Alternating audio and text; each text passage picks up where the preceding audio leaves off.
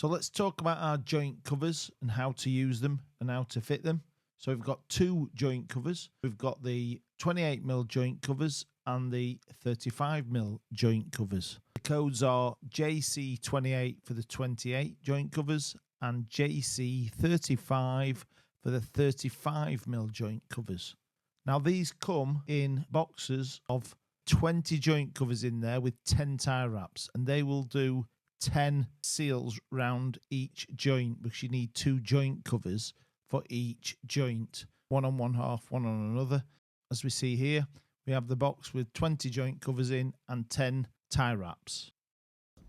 So we have two pieces of Primary Pro here, and we're going to make the welded joint. So to make that welded joint with the bond and seal, we have to get the bond and seal in between the insulation and the pipe. So we stick the nozzle right in and then fill it with bond and seal on both sides.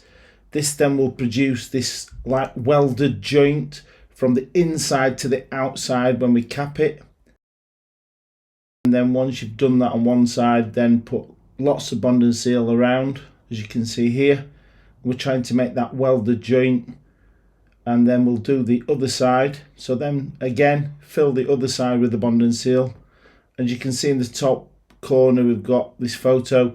This shows you how we're trying to make this welded joint from the inside and out. And this is really important when we're doing it on horizontals, but also on the vertical, because what we're doing is we are clipping on the outside with our rubber clip.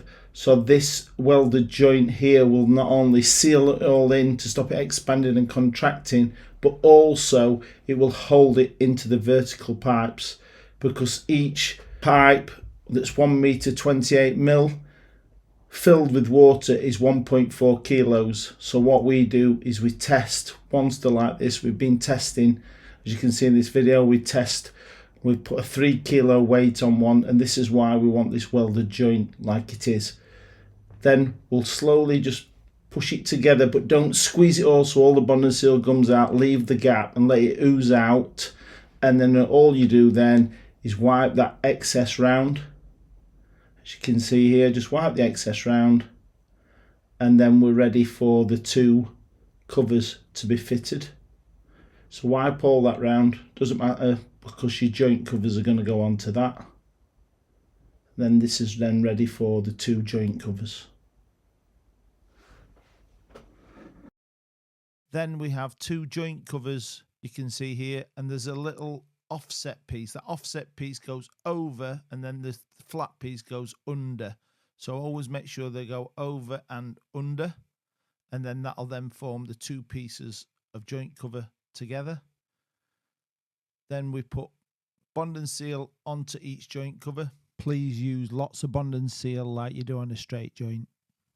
Pop it on and then start to spread it all around the joint covers, all over. And then on the angle piece, the joint that goes over, put some into there, so then it'll then go over when you put the two joints together. And make sure it's spread evenly. And do that exactly the same with the other one. So that's simple. And what we have here is just showing you the joint covers, and you can see the little angle there. That's the one that wants to go over, and the flat piece goes inside. And all you do is you put one on, fit it securely, rub it around a little bit so it fits securely. Then the other one, making sure that that overlap, the angle bit goes over. As you can see, that then pops straight over there. Push it on. Now, you see the two lines, we've put them on to put the tie wraps on, but also that'll handle where you want it on the joint. If there's any bond and seal that comes out, don't worry about it. All you're going to do then is pop your tie wrap on and then squeeze it up tight, and any excess, just wipe it off. Once you've done that, just let it set. In the summertime, it might take 24 hours. In the wintertime, when it's damp, it'll take a lot less. But give it 24 hours and then they'll be perfectly set. And that's how to fit your joint covers.